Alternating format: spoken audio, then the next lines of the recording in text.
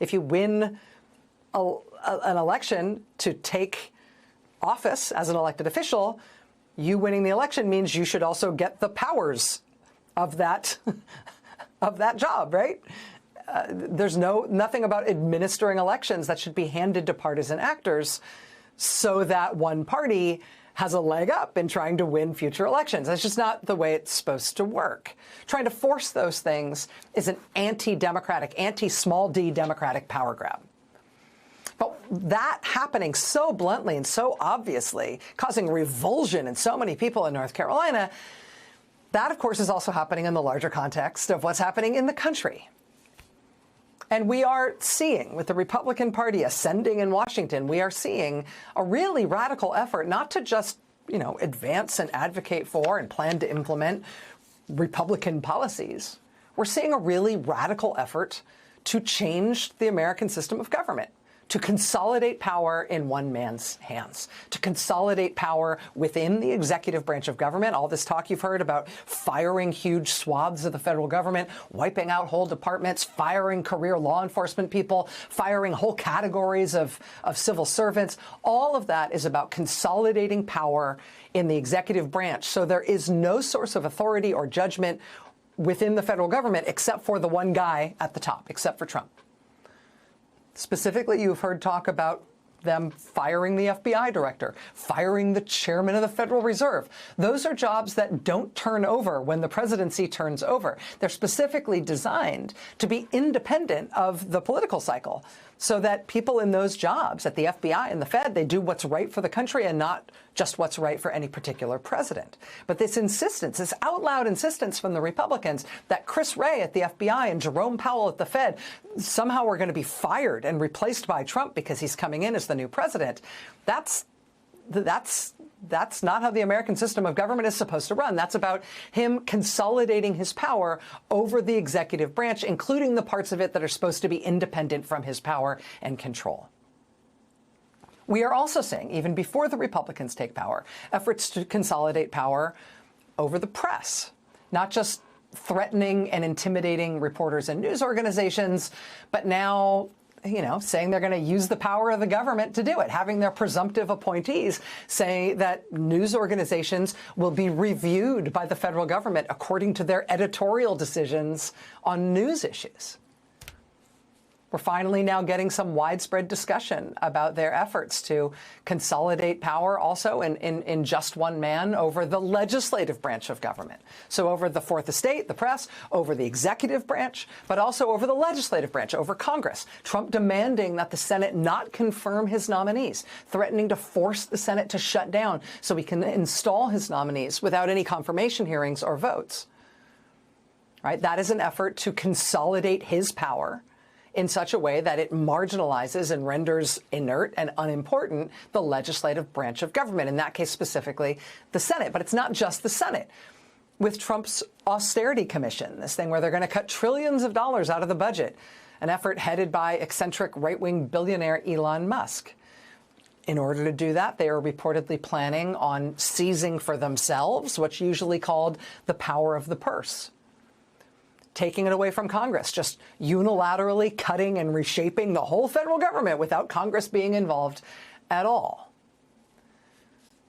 So in Washington, as Trump and the Republicans are preparing to take power, Trump is working really aggressively to consolidate all government power in Trump's hands. He's looking to consolidate all the power of the executive branch in his own hands. He's looking to consolidate all power in the government over the legislative branch, supposed to be the co-equal branch of government, not going to be co-equal anymore. He's trying to liminalize it, neuter it, make it unimportant, tell them what to do and expect them to do it.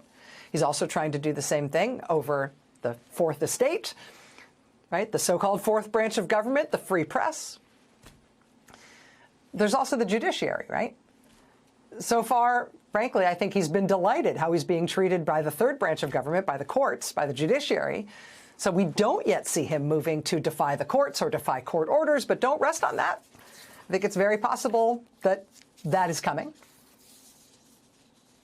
I mean, honestly, if we're, I think, if you take a wide view of what's happening thus far with Trump taking power, preparing to take power in Washington, you see the efforts to consolidate power in the executive branch, to liminalize the legislative branch. I think he's ignoring the judicial branch for now, but watch for it. Obviously, the efforts to intimidate the press, right? This is all about trying to make sure that he's the only source of authority in the federal government. Honestly, in terms of what to watch for next, I think we need to be watching for something that they call autocratic breakthrough. Autocratic breakthrough is when the party in power uses the power they do have in government to make sure they can never be dislodged from government. I'll give you a concrete example. You've already seen in the House of Representatives, now that Mike Johnson is back in as Republican House Speaker, they changed the rules in the House to make it much harder to remove him as Speaker. Right? So that's them digging in, planning to stay for the long run. Now we're here. You're not going to be able to get us out. You've seen Trump, quote, joking, end quote, about expecting to stay in office for a third term once this second term is up. And that's, of course, against the Constitution. But he keeps repeatedly bringing it up that that's his expectation. Trump advisor, his one-time campaign manager, Steve Bannon, saying things in public about how they're going to be ruling for 50 years. There won't be any way to dislodge them from power.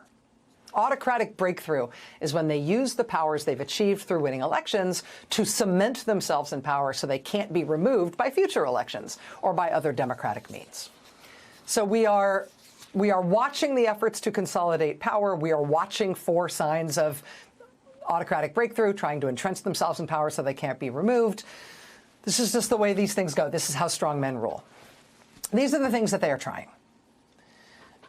That said, so far, it's not clear that their efforts are going all that great.